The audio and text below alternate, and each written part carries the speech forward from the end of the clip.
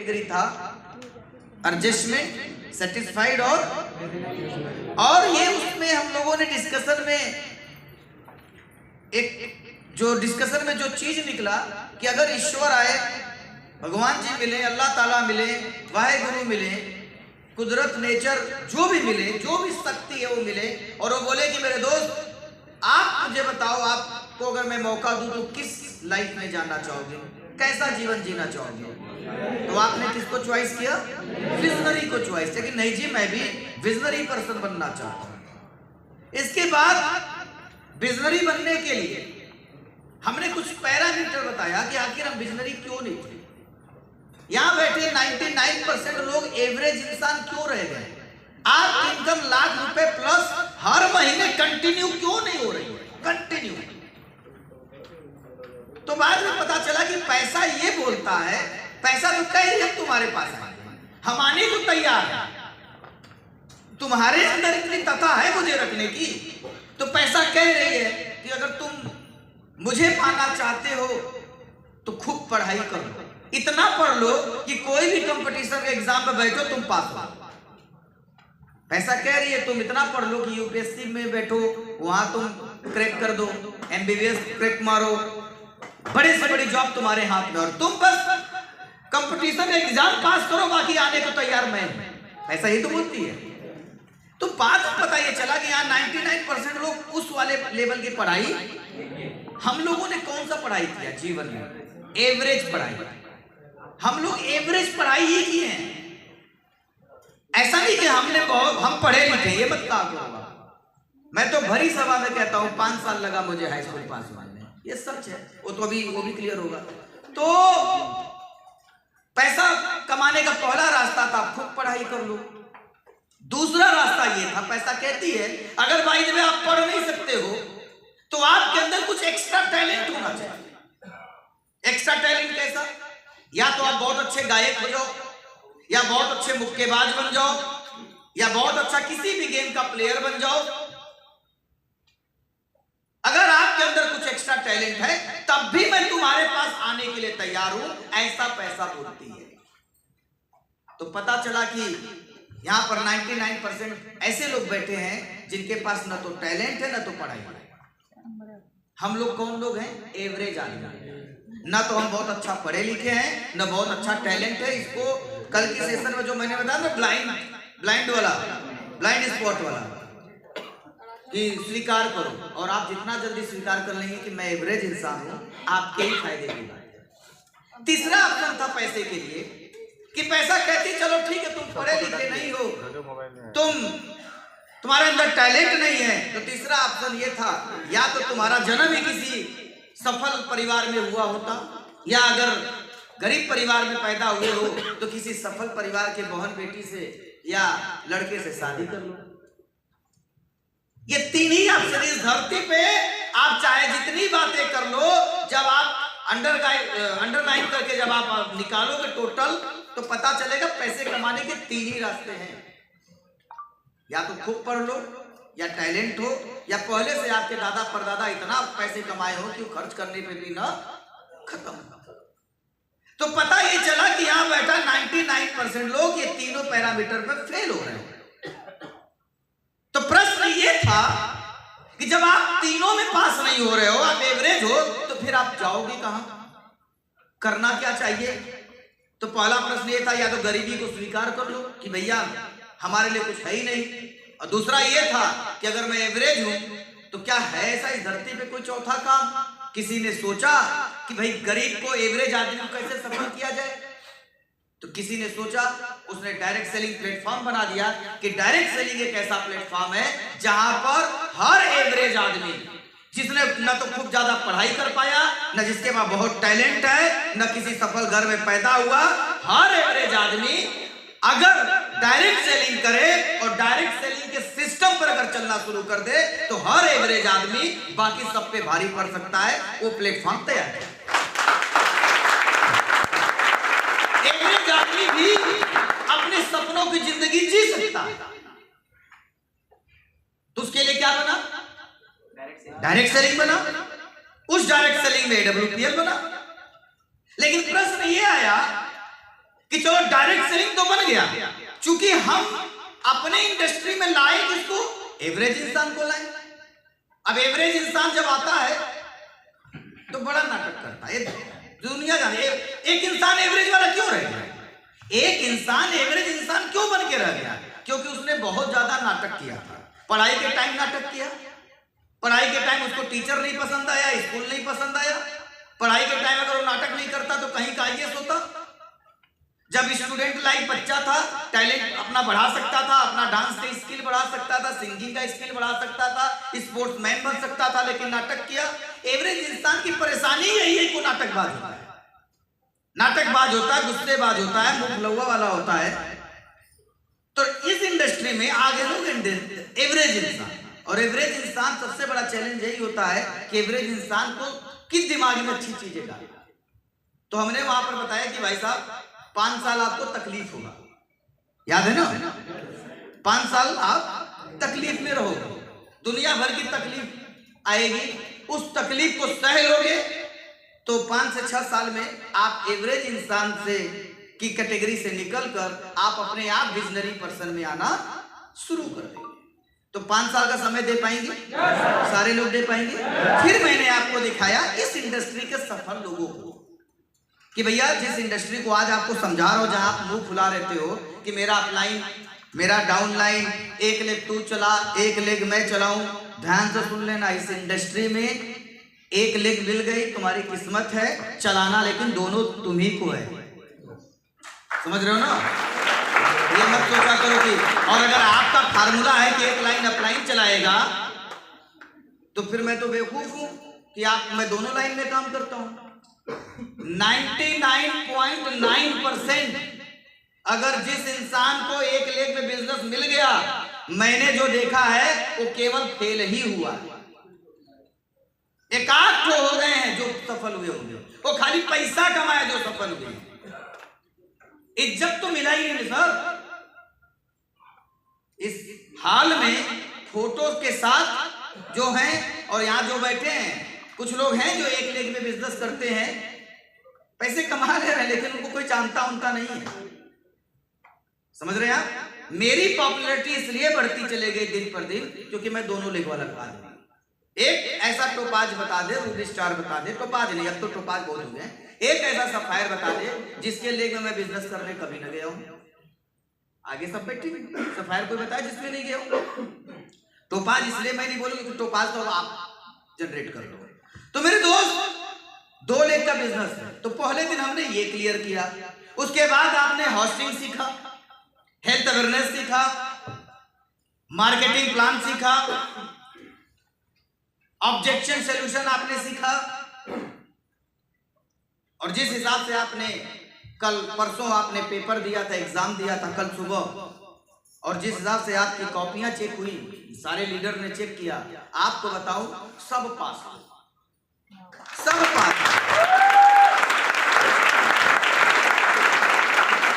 इस copy check करने का जो चेक तो सबने किया, लेकिन जो हेडमास्टर थे, एग्जामिनर जो उन्होंने मेन नंबर देना था, वो भरत भूषण सर थे।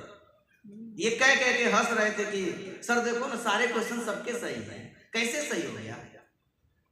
तो हमने कहा क्या पता एक दूसरे का ब्लूटूथ कनेक्ट हो गया होगा,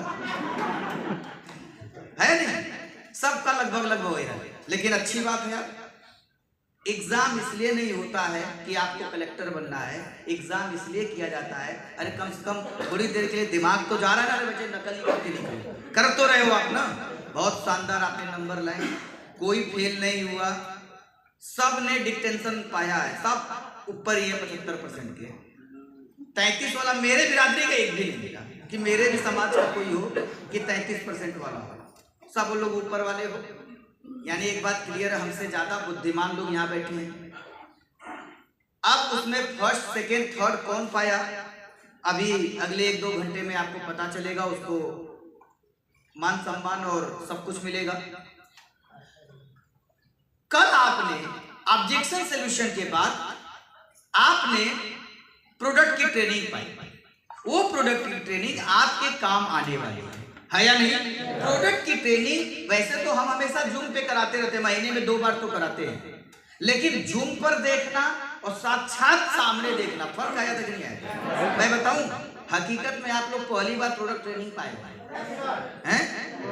जूम पर तो क्या करते हैं आप, लिंक क्लिक कर दिया, वीडियो बंद कर दिया, कोई नहाने चला जाता है, कोई गाड़ी चलाने चला जाता है, कोई खाना खा रहा है, कोई सोया है, कोई ट्रेनिंग नहीं लेता। जबकि प्रोडक्ट ट्रेनिंग इतनी बारीकी वाला काम है कि हमें एकदम, जैसे कल आप लोगों ने देखा एकदम सीरियस, वैसे अगर जूम पर भी सीखें तो बहुत अच्छी बात है। प्रोडक्ट ट्रेनिंग होने के बाद कल शाम को मेरा सेशन हुआ 6 बजे से। हमने उस सेशन में आपको बताया डायरेक्ट सेलिंग क्यों करना है। तो फिर मैंने आपको ट्रेंड्स के बारे में बताया, ट्रेंड्स कि आखिर में हमारा और आपका खानदान गरीब क्यों था, क्या उन्हें ईश्वर ने मौका नहीं दिया कामयाब होने का?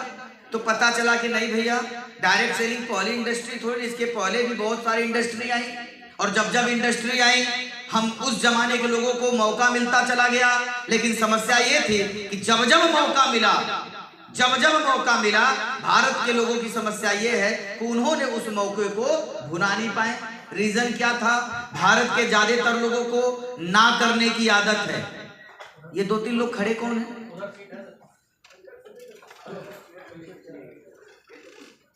ये लग रहा है कि अभी आए हैं लोग। आज को 6 बजे आपको ये क्लियर किया कि हमारे और आपके खानदान के लोग गरीब क्यों थे। समझ में आया था कि नहीं आया था? क्लियर हो गया ना कि हम लोग गरीब परिवार में क्यों जन्म लिए। इसके बाद हमने बताया कि आपको डायरेक्ट सेलिंग क्यों करना है। क्योंकि इसलिए करना है क्योंकि सास भी कभी बहू थी, या क्योंकि बहू भी कभी सास बनेगी। आज की जितनी बहुएं हैं कल सास बनेंगी, आज के जितने भी दामाद हैं कल ससुर बनेंगे। तो माय डियर फ्रेंड्स, आपको तैयारी करना पड़ेगा कि जब आप पूरे हो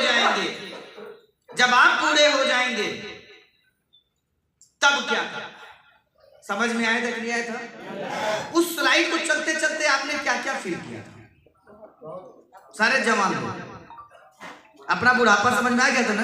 अरे यार कुछ तो करना पड़ेगा, नहीं किए तो कुछ भी। बेटा अच्छा मिल गया, बेटी अच्छी मिल गई तो आप तो इसी धरती पे स्वर्ग में आ गया। लेकिन अगर नहीं मिला तो हमें तैयारी करके रखना है ना। और जो लोग तैयारी करके रखते हैं, अक्सर देखा गया है उन्हीं का बेटा बेटी अच्छे भी होते हैं। ये भी देखा है, जो लोग तैयारी नहीं करते बुढ़ापे की, उनका ही परवरिश गड़बड़ होता है। तो मेरे दोस्त, मुझे उम्मीद है कल की उस सेशन को पाने के बाद आप लोग अब तैयारी करना शुरू कर देंगे। क्यों कलीम साहब? पक्का ना? अरे उतना ही नहीं था, वो तो टाइम कम था, नहीं तो आपको ये भी साबित कर देते कि जिससे शादी हुआ वो भी धोखा दे देती अगर तैयारी नहीं करेगी तो। सही टाइम कम था, वो 1 घंटे का लेक्चर है, और साबित कर देता कि जिससे हमारी शादी हुई है, अगर हमने बुढ़ापे की तैयारी नहीं किया तो सबसे पहले बच्चे तो जाएंगे, उससे पहले ये चली जाएगी। तो कुल मिला के एक चीज समझो, हमें तैयारी करना है। उसके बाद हमने आपको बताया था, क्या बताया था? अपलाइन के बारे में कि मेरे दोस्त ये जो बिजनेस है ना, 2 लोगों से चलता है। पहला डाउनलाइन, दूसरा ये दोनों लोग, इस डायरेक्ट सेलिंग के दोनों लोग पैर हैं। अगर आपका दाहिना पैर अगर आप खुद हो तो बायां पैर आपका डाउनलाइन है। दोनों का सामंजस्य तगड़ा होना पड़ेगा।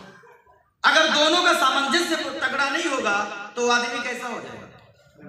लंगड़ा हो जाएगा, लंगड़ा के चलेगा। जितने भी लोग डायरेक्ट सेलिंग में फेल हुए, उनमें से एक बड़ा कारण यह भी निकला कि या तो आदमी का डाउनलाइन से नहीं पटा, या तो अपलाइन से नहीं पटा। और जितने भी पास होते चले जा रहे हैं, जिनका रैंक के हिसाब से चेक आ रहा है, इस बात को समझना है, रैंक के हिसाब से जिसका चेक आ रहा है, उस आदमी को देख लेना, उसका अपलाइन से भी अच्छी दोस्ती है, डाउनलाइन से भी अच्छी दोस्ती है। और अगर 100% दोस्ती नहीं है तो मैं इसमें थोड़ा सा आपको एक वो दे देता हूं, क्या बोल सकते हैं उसको, रियायत दे देता हूं। कम से कम 80% डाउनलाइन तो आपसे खुश हो, क्योंकि सबको तो संतुष्ट भी नहीं किया जा सकता है। मेरे दोस्त, अपलाइन और डाउनलाइन, 80% कम से कम अपलाइन खुश होने चाहिए आपसे और 80% डाउनलाइन खुश होने चाहिए। ऐसा रिश्ता आपके पास होना चाहिए, क्योंकि ये बिजनेस ही पूरी तरीके से, ये बिजनेस डायरेक्ट सेलिंग ही अपलाइन ओरिएंटेड बिजनेस होता है। समझ रहे हैं आप? अपलाइन ओरिएंटेड बिजनेस है। और मैंने एक बात बोला था कल कि ये बिजनेस दिमाग लगाने का बिजनेस नहीं है, ये बिजनेस फॉलो करने का बिजनेस है। आप अपने अपलाइन को जो रैंक के हिसाब से पैसे कमा रहा है, जो अपलाइन खुद सिस्टम के साथ है, उसको फॉलो करो। लेकिन हम फॉलो किसको करते हैं? जो इंसान अपने रैंक के हिसाब से चेक नहीं बनवा रहा है, जिसका प्रमोशन नहीं हो रहा है, हमारी अक्सर दोस्ती उसी से हो जाती है। इसका एग्जांपल आप देख लो, डायरेक्ट सेलिंग इंडस्ट्री में, मान लो डायरेक्ट सेलिंग इंडस्ट्री में तो सारे फेलियर दोस्त बन जाते हैं। और इससे डायरेक्ट सेलिंग में नहीं है, आप नेतागिरी में भी देख लो। नेतागिरी में जिसकी टॉप की पार्टी हुई और जितने फेल हो गए सब एक हो गए, सारे फेलियर एक तरफ, पास वाला एक तरफ। ये इधर भी समझ रहे हैं? अब जो पास हुआ उसने भी टीम बनाया, लेकिन जो फेल हुआ उसने सारे फेलियर इकट्ठा कर दिया। ये डायरेक्ट सेलिंग में भी होता है। मेरे दोस्त, इस धंधे में अगर आप डायमंड बनना चाहते हो तो पहला काम कर लो, उस आदमी की बात सुनना बंद कर दो जो खुद अपने रैंक के हिसाब से पैसे नहीं कमा। अपलाइन वो नहीं है जो ऊपर तो बैठा है, रैंक कभी लिया था। ऐसे लोग हैं जो 3 साल पहले रूबी स्टार बने थे और आज भी रूबी स्टार हैं। उनकी बातों को फॉलो करना तुरंत बंद कर दिए। मैं बता रहा हूं फॉलो किसको करना है। एक लाइन में समझ जाना, बता दूं किस अपलाइन को फॉलो करना, बता दूं। जो अपलाइन साल भर में कम से कम 2 बार अपने रैंक पर बोनांजा टारगेट जीतता है, उसको फॉलो करना चाहिए। बोनांजा टारगेट जीतता, यानी जो बोनांजा जीत रहा अपने रैंक पर, इसका मतलब वो रैंक के हिसाब से पैसा कमा रहा, उसकी बातों को सुनो। और जो नॉट आउट है अभी, जिसने कभी हारा ही नहीं, उसकी तो 100% सुनो। है कुछ लोग यहां पर जो आज तक हारे ही नहीं अपने रैंक पर। समझ रहे हैं आप? तो माय डियर फ्रेंड्स, अपलाइन आपको समझ में आ गया किसको सुनना है। उसके बाद अपलाइन के बाद मैंने आपको बताया ब्लाइंड स्पॉट के बारे में। ब्लाइंड स्पॉट एक वो कहानी थी जो हमारी कहानी थी। हमारी वो जो बुजुर्गों की मैंने बताया, वो तो बाद की बात है कि जब आप बूढ़े होंगे तो क्या होगा। ये ब्लाइंड स्पॉट तो आज की बात है कि हर इंसान के अंदर 3 सीक्रेट होता है। पहला हुआ सीक्रेट जिसे आप भी जानते हैं और आपके लोग भी जानते हैं। दूसरा हुआ सीक्रेट जिसे केवल आप जानते हैं और दुनिया नहीं जानती है। जैसे आपका बैंक में एक अमाउंट कितना है, एटीएम का पिन क्या है, वो केवल आप जानते हैं, लोग नहीं जानते, है नहीं। तीसरा और सबसे डेंजर सीक्रेट था वह बात जो आपके बारे में पूरी दुनिया जानती है लेकिन हम ही नहीं जानते हैं। ये सबसे खतरनाक सीक्रेट है। जैसे बहुत सारे एग्जांपल कल मैंने बताया कि बात करते करते मुंह से गाली आ जाती है, सुनने वाला जानता है, हम नहीं जानते हैं। बात करते करते थूक आ जाता है, जिसके मुंह पे पड़ती है वो जानता है, हमको पता नहीं चलता है। बात करते करते मेरे मुंह से बदबू आती है, हमें नहीं पता चलता है। जिसका आप प्लान कर रहे हो सामने बोल दो सर एस्लिप फक दे गया, उसके मुंह को नहीं ज्वाइन करेगा। समझ रहे हो? तो तीसरा सीक्रेट बड़ा खतरनाक है। बात करते करते छोटी सी बात को लेकर आपके अंदर अचानक इतना आपका बीपी बढ़ जाता है, इतना गुस्सा कर जाते हो कि जब वो गुस्सा आप करते हो तो आपका बिजनेस भी खराब होता है और परिवार भी खराब होता है। छोटा सा गुस्सा, 3 खत्म हो गए, गुस्सा कर गए, अपलाइन से झगड़ा कर लिए, डाउनलाइन से झगड़ा कर लिए, दोनों नाराज, गुस्सा कर गए, पति पत्नी पर, पत्नी पत्नी का, परिवार नाराज। और बहुत बड़े बड़े सफल लोगों ने एक ही चीज बोला है कि गुस्सा करने वाला व्यक्ति का केवल विनाश होता है, विकास तो होता ही नहीं। तो आप अपना सीक्रेट पहचानो कि वो कौन सा सीक्रेट है, वो कौन सी कमी है जो आपके अंदर है। आपने कल फील कर लिया होगा, अभी दोबारा से फील कर लो कि क्या ऐसा खतरनाक चीज है जिसकी वजह से हमारा परिवार में लोग हमको घृणा कर रहे हैं। टीम में लोग घृणा कर रहे हैं, उसे फील कर लो आप। और मैंने एक बात बुलाया था, एक्सेप्ट करो उस चीज को, एक्सेप्ट करो कि हाँ मेरे अंदर ये कमी है। और जिस दिन एक्सेप्ट कर देंगे उस दिन फायदा क्या होगा, गुस्सा करना कम कर देंगे तो परिवार के लोग आपसे प्यार करना शुरू कर देंगे, गुस्सा करना कम कर देंगे, पूरी टीम आपसे प्यार करना शुरू कर देंगे। और जिस दिन आप अपनी हर कमियों को एक्सेप्ट कर लेंगे, एक्सेप्ट करके उस पर सुधार कर लेंगे, तो मैंने लास्ट में एक कंक्लूजन दिया था कि आप गुड से ग्रेट की तरफ आप बढ़ना शुरू कर देंगे।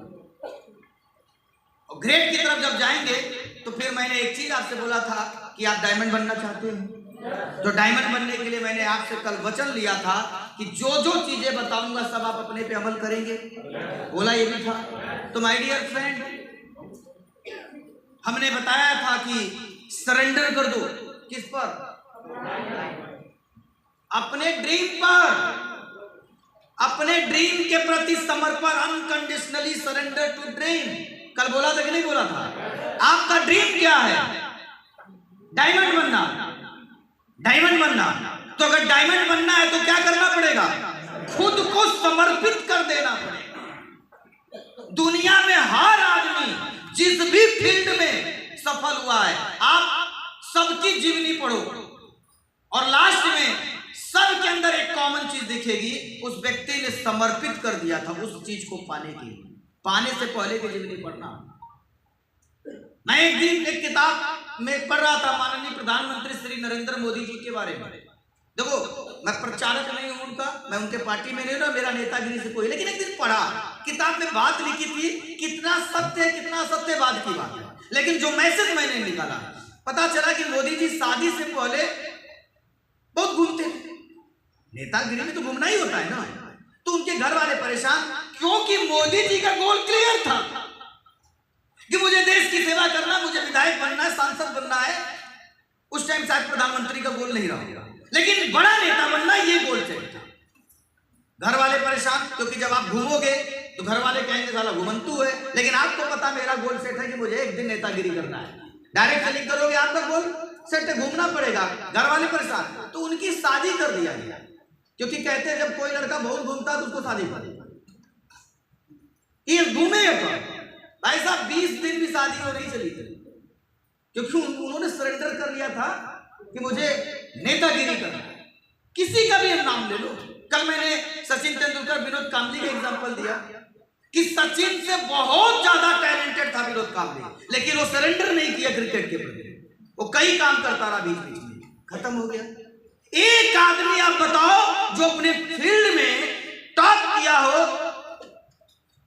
और मजाक किया, बताओ ना। तो मेरे दोस्त, सरेंडर करना पड़ेगा, समझ रहे हैं आप?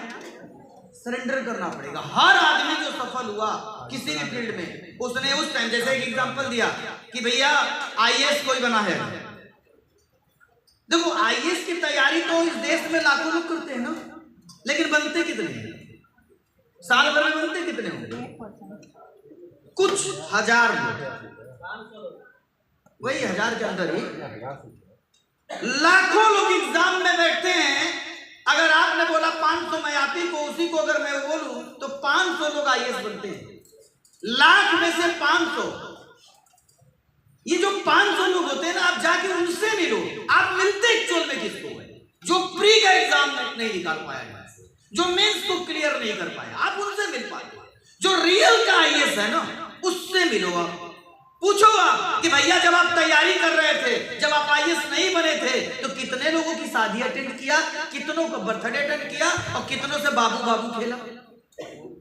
तो पता चला वो आदमी के पास ना बाबू खेलने का टाइम था, पता चला ना उस आदमी को क्रिकेट खेलने का टाइम था, ना शादी अटेंड का टाइम था। वो एकदम समर्पित था आईएएस बनने के लिए, इसलिए आईएएस बन गया।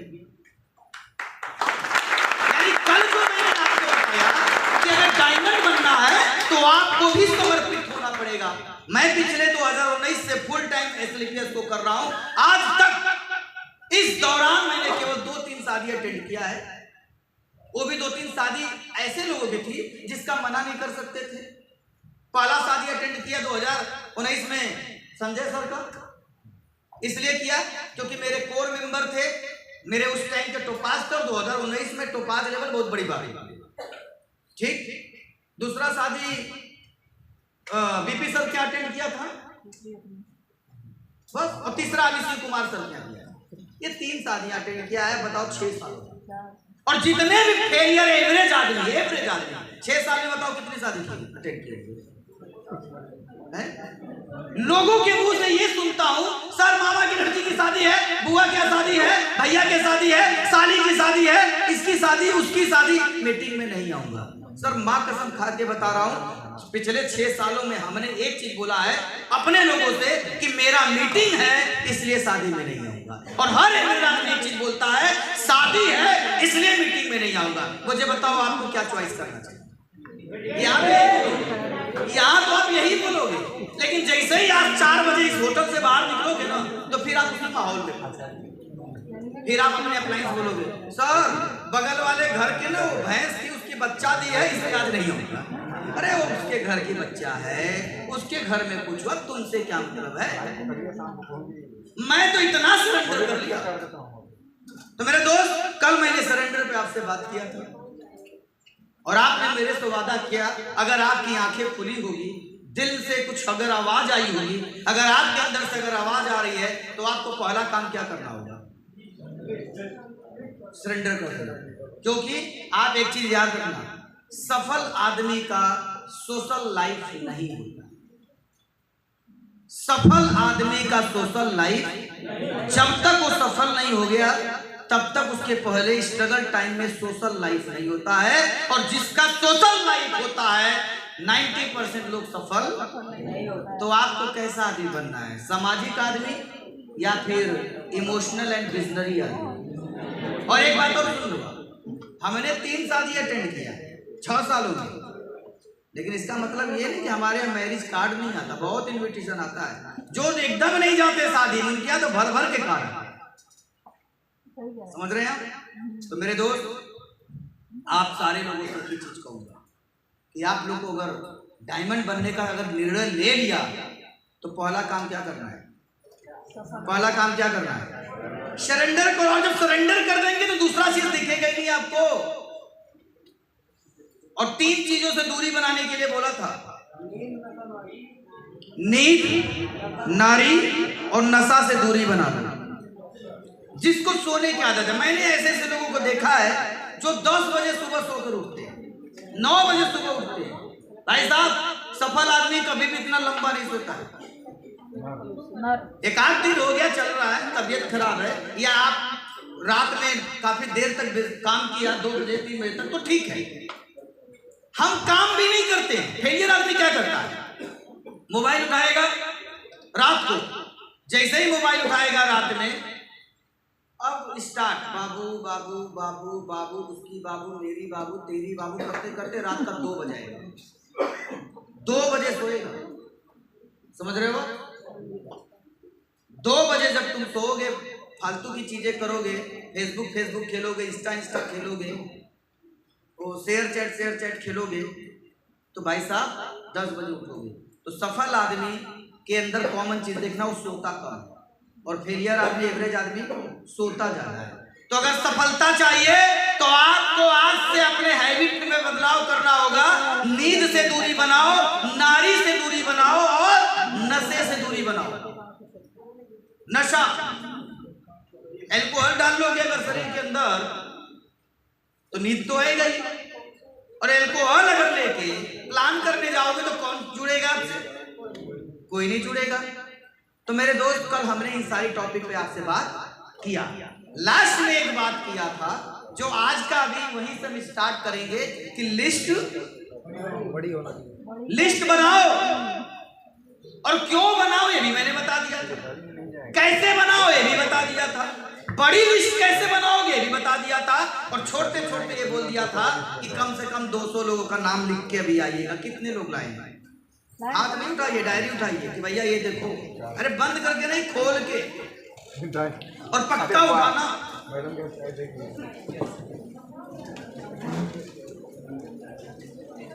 आप सब लोग, जो लोग यहाँ हैं, बाकी जो लोग नहीं बनाए हो, जो नहीं उठा रहे मतलब नहीं बनाए हैं। सर फोटो वीडियो बना लो, पक्का हाथ उठा लो भाई जो बनाए हैं, खोल खोल के हाँ भैया बनाए हो।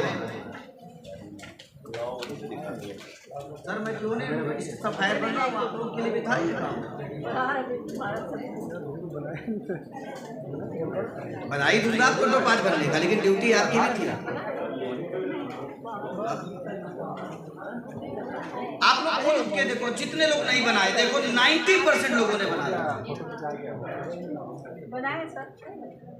बैठ जाइए सर, बहुत बहुत धन्यवाद। इन लोग के लिए जोरदार तालियां होनी चाहिए।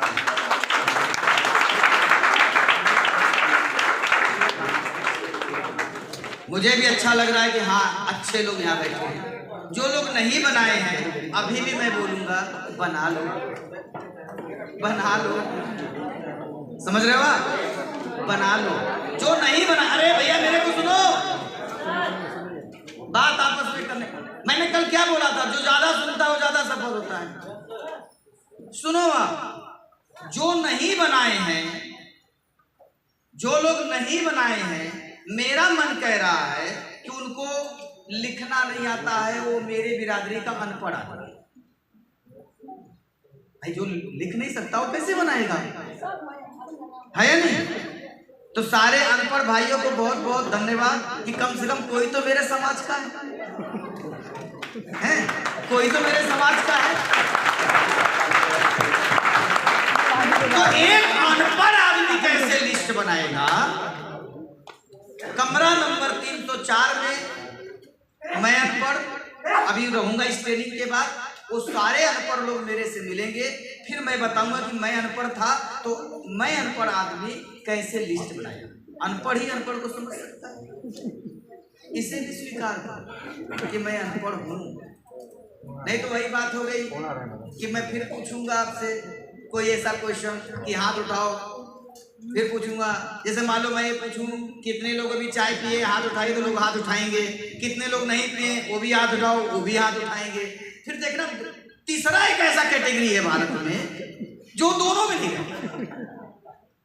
क्लियर हो गया? तो मेरे दोस्त छोड़िए, समय कम है। अभी तक मैंने आपको पहला दिन और दूसरा दिन का टोटल हर चीज फिर से रिपीट कर दिया, किया है नहीं किया? रिमाइंड हो गया आपको ना? इसलिए किया क्योंकि पीछे की पिक्चर, कोई भी सीरियल आता है ना तो पहले रिकैप दिखाता है ना, फिर आगे बढ़ता है ताकि आपको और बेहतर से समझ में आए। हम यहां तक पहुंचे थे, लिस्ट बड़ी नहीं, आप लोग ट्रेनिंग नहीं ली होगी तक। हमने बोला था कि मुझे जब आपको कोई चीज बोलना है तो बोलिएगा, या तो ऐसे ऐसे करिए, बोलना है तो नहीं बोलना तो ऐसे ऐसे करिए, चुपचाप ऐसे अकड़ में मत करिए। हम कल तक कहां पहुंचे थे? लिस्ट बड़ी कैसे? तो आपने 200 लोग, कितने लोग का सब? अच्छा ये भी पहले ये भी गेम खेल लें, सबसे बड़ी लिस्ट किसने बनाया? बनाया तो 90%। 500 लोग का किसने बनाया था? वो हाथ, वो देखिए एक शेर वहां पीछे, 2 शेर भी है। सर कितने की? सर 750 की लिस्ट बनाई है। 750 वाले के लिए जोरदार ताली। 750 के लिए। और सुनो, अभी रैंक क्या है महाराज आपका? सिल्वर है यार। मैं लिख के देता हूं 29 जून को ये आदमी प्लेटिनम का प्रमोशन लेगा, नहीं होगा तो आके मेरे से लिख लेगा। लिख के देता हूं, की बात नहीं है, होगा। लिख के देता हूं, अगर नहीं हुआ तो अगला मेरे को पनिशमेंट मार। लिख के देता हूं 750। भाई साहब आपने कितने बनाया था? सर मैंने कल एग्जाम में भी लिखा है, मैं 30 तारीख को प्लेटिनम बन के आऊंगा। अरे टाइमिंग अपलाइन डाउन लाइन दोनों पे। सर आपका क्या है? सर मेरी कॉपी उठा के देखी जाए। ठीक है, वो हो गया। Thank you. आपको कितने लोग हैं? 550। रैंक अभी क्या है आपका? गोल्ड है ना? आप भी प्लेटिनम। इनके लिए भी तालियां। क्योंकि मैंने एक चीज बताया था, जिसके पास ट्रक भर के आम होगा, ट्रक भर के आम होगा, तो क्या वो सड़ा आम खाएगा? जिसके पास ट्रक भर के लोग होंगे, क्या वो जो निगेटिव बातें करते हैं उनसे बातें करेगा ना? और कौन है? 500 वाला कोई है यहाँ पर? 400 वाला कोई है? 300 वाला? देखो 300 वाले बहुत लोग हैं सर, निश्चित तौर पे आप लोग भी बहुत अच्छा रहे, जो भी रैंक है बदलेगा, क्योंकि आप वो लोग हैं जो बोला गया आपने किया। 200 वाले कितने? सही से हाथ उठा, 200, 100 से 200 के बीच वाले भी हाथ उठा। देखो आप लोगों ने क्या किया कि आपने इस ट्रेनिंग का पूरा फायदा उठाया, जो बताया गया आपने वो किया। अब अगला होमवर्क क्या है बताएं अभी। आपका अगला होमवर्क ये है, ये हाल आपको 4 बजे खाली करना है, ठीक? मैं कोशिश करूंगा 3:30 बजे छोड़ूंगा। उन लिस्ट में से आपको 10 लोगों का नाम छांटना है, ठीक है ना? और उन 10 लोगों को यहीं बैठ के कॉलिंग करना है, उनका अपॉइंटमेंट लेना है, ताकि उनका आप प्लान कर सके। कर पाएंगे आप लोग? इसके लिए मैं आपको आधे घंटे का 10 लोगों से आधे घंटे बात करती है ना, हाँ? 10 लोगों तो अपॉइंटमेंट लेना। सर कल मिले, परसों मिले, नरसों मिले, अभी इन्विटेशन को क्लियर करूंगा कैसे अपॉइंटमेंट लेना है, तो आप ये काम कर पाएंगे, ठीक है ना? 10 लोगों का कांटेक्ट नंबर आपको अपॉइंटमेंट लेना है। अगर आपने ऐसा करने में सफलता पाया तो माय डियर, ट्रेनिंग का फायदा आपको आप ले रहे हैं। तो अभी तक कल तक की बातें हो रही थी, अब आज मैं शुरू करने जा रहा हूं आज का सेशन। आपने लिस्ट बना लिया, और लिस्ट बनाने के बाद आप किसके पास जाएंगे, आइए उसके बारे में डिस्कशन करते हैं, जो आज की पहली स्लाइड आपके बीच में आ रही है।